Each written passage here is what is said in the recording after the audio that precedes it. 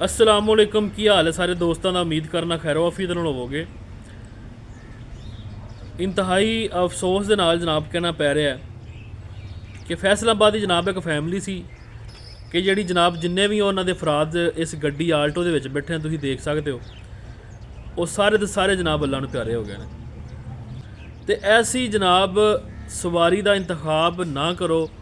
उन्होंने बेचारियां किवें जनाब पैसे जोड़ के किवें जनाब अपनी जमा पूंजी करके तो जनाब 30 लाख रुपया ला के तो जनाब सवारी लई अपनी सहूलत वास्ते, तो वो सहूलत जनाब उन्होंने जान का बबाल बन गई है।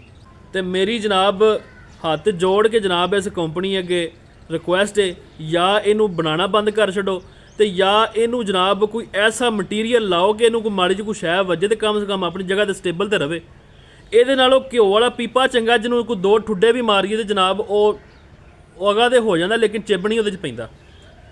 तो खुदारा ऐसी कंपनी का ऐसी गड्डी का इंतखाब ना करो। इस गड्डी आल्टो नूं बाईकट करो कि जनाब जिहदे विच तुहाडी जान भी महफूज नहीं।